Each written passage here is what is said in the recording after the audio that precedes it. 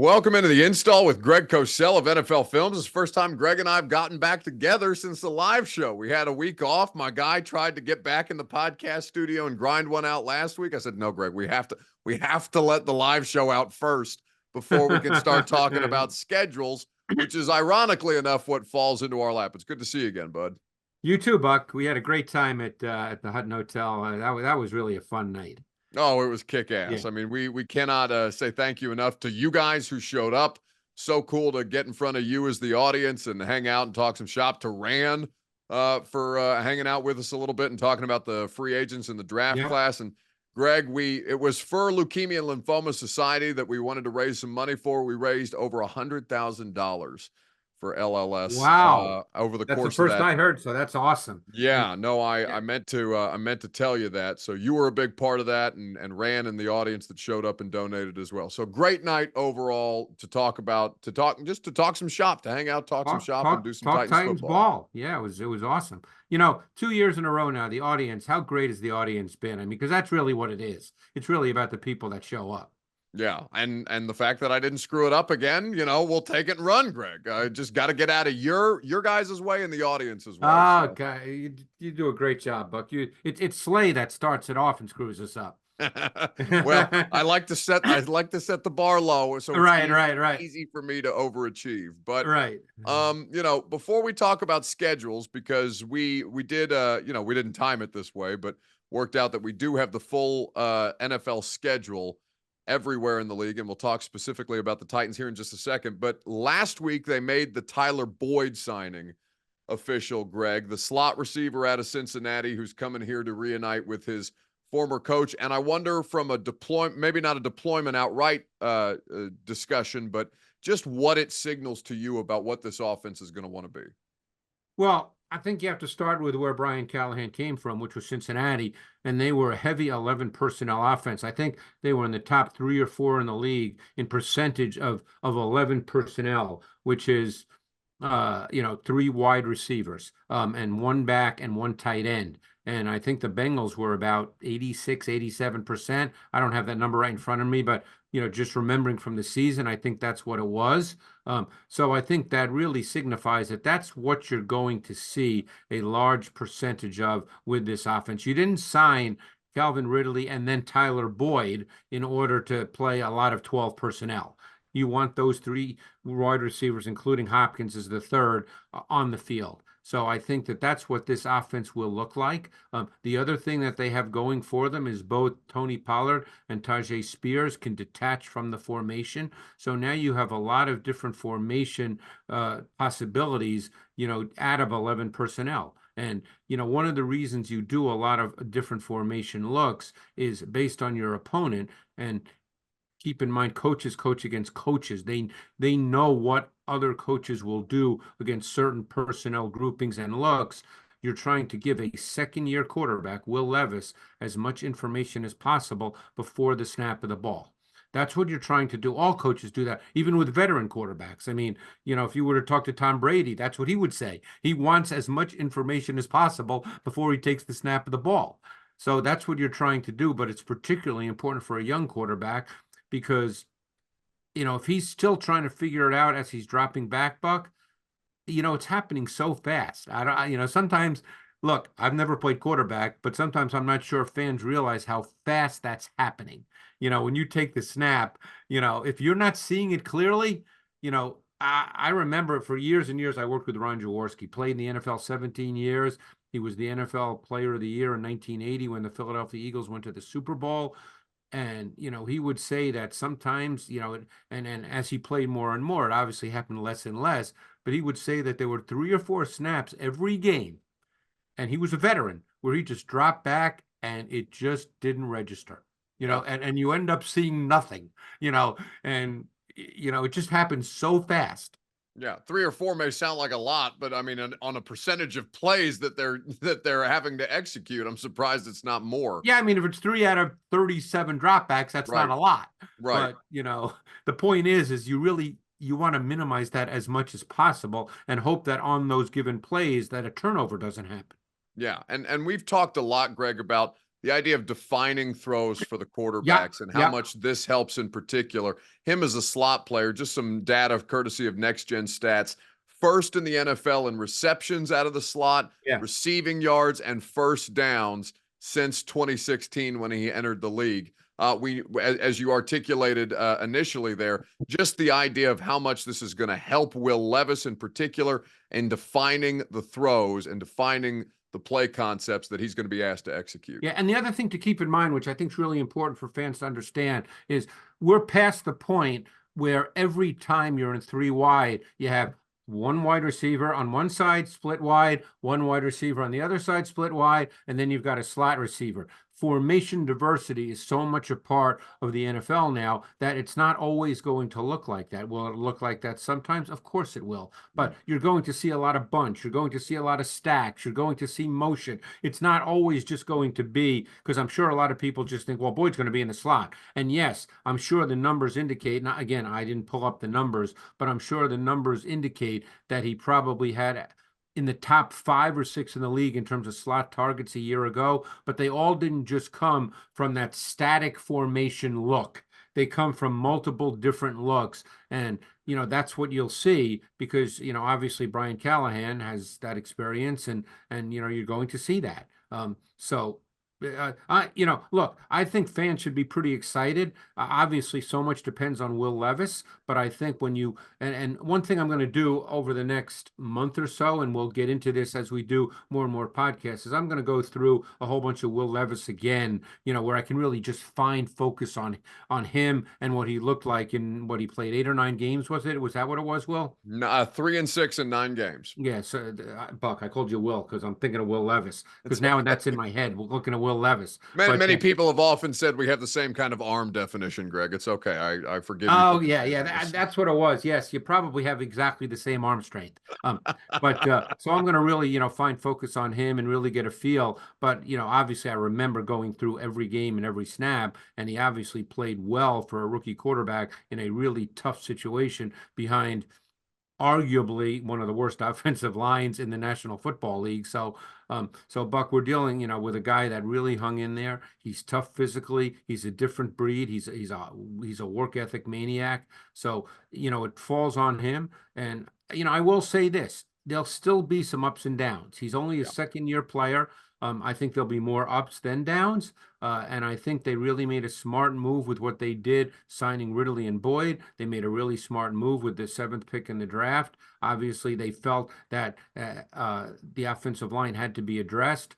People who listen to this know that I thought they should have taken a receiver there. But again, I didn't know what was going to happen next. Look, Brian Callahan may have felt that, hey, we have a really good shot at Boyd. These are things I don't know because I'm not in their meetings.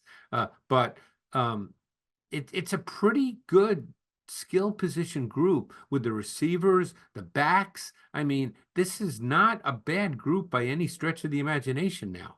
No, they just hope that the offensive line play is baseline functional, because that would be a huge achievement after the last 2 seasons of offensive line play here in Tennessee. Greg, I don't want to ask you what this means for Treylon Burks outright, because I loved the answer from Brian Callahan when he was asked this question by us, because he said this doesn't take away from Treylon's snaps at all. This isn't the role that we have for Treylon, and whatever preconceived notion fans might have or media might have about Treylon Burks, this doesn't impact him. So I just wanted to bounce that off you because I think in a perfect world, you would like to see Treylon Burks come into his own as a former first-round pick. And his body has been the primary source of his underachievement. It just continues to let him down, whether it's knee sprains, concussions, or otherwise. But the idea of Treylon Burks in this offense is still going to have packages of plays that are specifically designed to maximize his skill set. And I would look, I know the immediate reaction, visceral reaction to the signing of Ridley and now the signing of Boyd is well, Burks is done in Tennessee. That would really surprise me because keep in mind, Hopkins has 1 year left on his deal. He's over 30. Boyd is a 1-year signing. I think he's 30 right now. Yeah. So, Burks is still a guy that you're going to look to. I mean, he's a first-round pick, and what, he's going into his third year, is it not? Correct. And by the way, Ridley is 29, going to be 30 this year. Right. So, unless something dramatic happens, I'd be very surprised if Treylon Burks is not the fourth wide receiver who ends up playing. Again, you never know how it all plays out, ends up playing 15, 20 snaps a game. And, if he can become what I personally believe his skill set can allow him to become. And again, you hit it right on the head. The injuries, I mean, if you're not available, that's a problem. I certainly don't know Treylon Burks, so I don't know all the other factors involved, but I would really be surprised if he's not on this roster. I believe he will be on this roster. Oh, yeah. No, I don't think there's any question.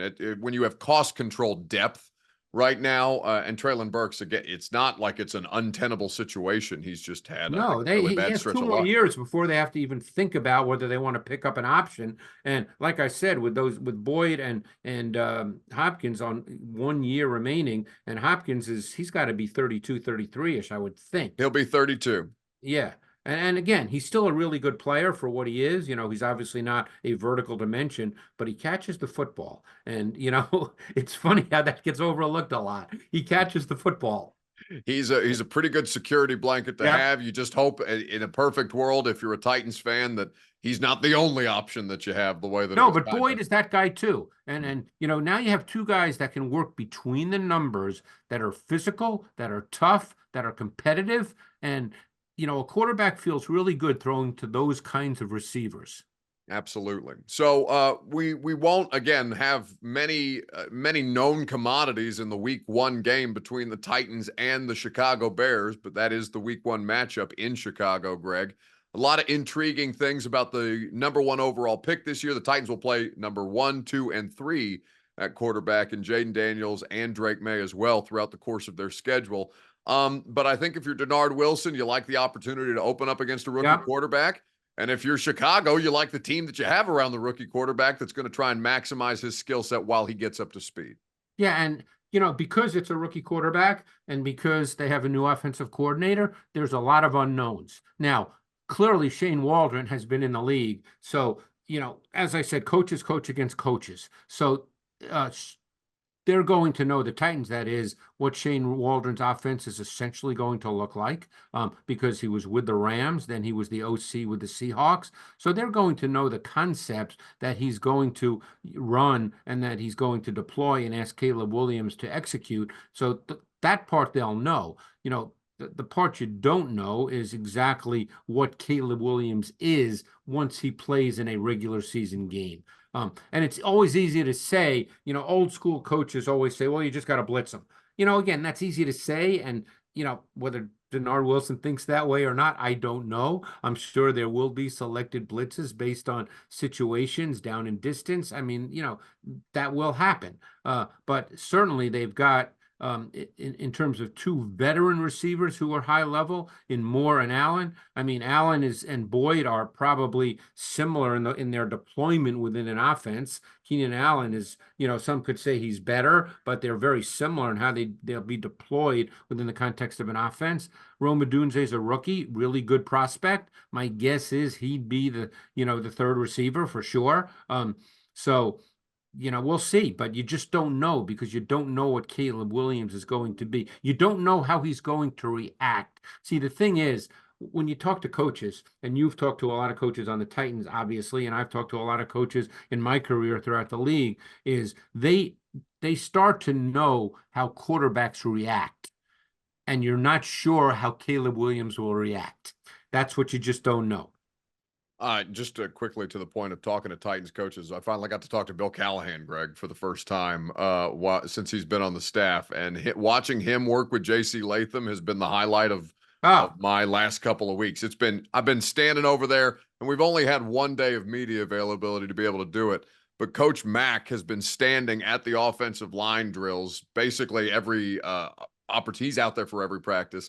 And to stand there and watch Bill Callahan coach J.C. Latham with Coach Mack as kind of like my narration a little bit has been just a great experience. And then talking to Bill himself and trying to understand a little bit more about the techniques that he's preaching. And and what he's about to bring to Tennessee. It's been really cool to watch play out in real time. Well, I don't know if I told you, but I met him in 1996 Yeah. when he was with the Eagles. Ray Rhodes had him on staff, and on that staff, and I met all these guys that year with Sean Payton and John Gruden as well, and Bill Callahan was the O-line coach. So, and he's obviously one of the best, not only in the league now, but maybe one of the best ever to do it. And I'll tell you what, if J.C. Latham is a receptive student and is willing to put in the time, and my sense is he is that kind of kid, he will become a really, really good player. Yeah, absolutely. Promising so far. We'll see what it looks like when they finally get the pads on here in a couple of weeks. Greg, the season opener, September the 5th, is Ravens and Chiefs, and that's how we'll wrap up the podcast. Lamar Jackson and Patrick Mahomes, no stranger to facing one another, both two-time NFL MVPs. A couple of different personnel changes on the Ravens side of things. They're having a couple of different offensive linemen from last season, obviously Derrick Henry being in the mix, and no OBJ in the wide receiver core. For Kansas City, they have also upgraded their wide receivers. MVS not going to be in the lineup for them in 2024, having brought in a couple of different pieces in Hollywood. Well, they have Brown. Hollywood Brown, and they drafted Worthy because Rice will probably not be there, so, Yeah. And I think they probably knew that when they drafted Worthy in the first round. It'll be interesting because those are different kinds of receivers. Worthy, even though he's 165, is a little tougher than people might think, but he's still 165. You know what fascinates me, and I think it probably fascinates Titans fans as well, is deployment of Derrick Henry in the context of this Todd Monken offense, because this is not the Greg Roman version where you would know that, oh, Henry's going to get 25 carries.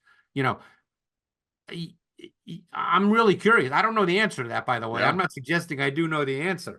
I think we all know that Henry, for the most part, again, maybe it's different now, but for the most part has been a volume runner. You want to give him the ball over and over. How many times throughout his unbelievably great career, maybe a Hall of Fame career in Tennessee, did he just wear defenses down, and in the third and fourth quarter, it seemed like no one wanted to tackle Derrick Henry? Is he going to be deployed that way, or is it going to be a Lamar Jackson offense? They've got really good wide receivers now. They can line up with three wide without a problem, spread the field, and not that Henry can't run like that, but, does that mean he gets 20 carries, or is... And of course, it depends on a given game. Obviously, Sure. If they get up 24-3 in the third quarter, they're probably going to run the ball. But, I'm talking about philosophically as they put it all together. Are they going to look at Henry as a guy that, okay, we want to make sure Derrick Henry gets 20 carries regardless, or does it become a function of the game because they really want to be a spread offense with Lamar? And I don't think we know the answer to that. No, and certainly if you have Derrick Henry in your backfield, you're playing a certain kind of way. To your point about deployment, Greg, the Chiefs wide receiver additions, Xavier Worthy, of course, the idea that the draft would allow Kansas City to land on Xavier Worthy as a downfield threat just it has to torture fans in the AFC. But Hollywood Brown as well. We've talked about the progression of Mahomes, how much better he's gotten at playing the position of quarterback, not just, the crazy off-schedule throws, off-platform throws, but working the ball down the field, managing the game the way that every quarterback is tasked with. Which is not a negative term, which a lot of people think it is. Mahomes, and again, Tom Brady may have been the best that I've ever seen at this, but Mahomes is now very comfortable. If you're going to give him a 6-yard throw, he's going to take the 6-yard throw. And to me, that's good quarterback play, Buck. I mean, that's not bad quarterback play. Yeah, I'm just curious to see if with the addition of more reliable downfield threats, if the Chiefs aren't, it's not like Pat wasn't trying to push the ball downfield last year. It's just the opportunities weren't executed, whether it was wide receiver error or otherwise. I'm just curious to see how much more, if at all, the Chiefs are pushing the ball down the field as opposed, and it'll be games plan specific, as you said, like the Ravens. And the other thing too is people might not be aware that over the last 2 years, for sure, maybe even 3 years, they have been among the highest percentage offenses in the league playing with multiple tight end personnel. Everybody thinks Mahomes, throw it down the field, but they play at a 12 personnel, 13 personnel, And by the way, they drafted a really intriguing tight end in the 4th round this year named Jared Wiley, okay? And they still have Travis Kelce, they still have Noah Gray, and now they've got Wiley. You're going to see a lot, and I think particularly with Rice, assuming he's not there, which I think is a pretty good assumption right now, I think you're going to see a lot of 12 personnel and 13 personnel, which is, as I said, they've been among the highest percentage offenses in the league to play that way the last couple of years. I can't wait to watch it. September 5th, not as far as away, You're not getting me far. excited. You know, it's funny. I'm sitting here just kind of watching tape leisurely. I'm watching some college guys who will be in next year's draft. I've already done Carson Beck. I'm watching this kid who I'm sure you're familiar with from Kentucky, this Deion Walker, who's Mhm. 6'6", 350, who's, God, he's a little freaky. Yeah. But you know, and then I'll jump into watching some NFL stuff. I sort of give myself projects, Buck. Like, you know, like I said, I'm going to watch Levis. I'm going to watch some Ravens D, because a lot of people are now talking about the Mike McDonald approach, and I want to get a better feel for that. So, you know, I sort of give myself projects over the summer because I can watch all this at one time. I can't do that during the season. You know, so that's where I really enjoy, and I don't have a deadline. That's a beautiful thing. You know, it's a beautiful thing. Absolutely. Well, enjoy that in the interim, Greg. It's good to have you back. We'll do it again at our regularly scheduled time next Wednesday, when we'll certainly be talking about a couple of different things, a lot of different teams that we haven't had the opportunity to talk about, who've changed a bunch of different roster Yeah. spots. It's going to be a pretty brief off season before players are back on the field, because we've already got rookie minicamp in the books and OTAs are next week. Going to be a fascinating division too. Well, I'm sure over the next month or so, we'll spend a lot of time talking about that division, the Uh, AFC South. I would agree, Yeah. because it was the Houston Texans who went from worst to first last year, and there's going to be ample opportunities for any of these teams to try and knock Yep. the Texans off. So thanks for doing it as always, buddy, and I will talk to you again next Wednesday. Thanks, Buck.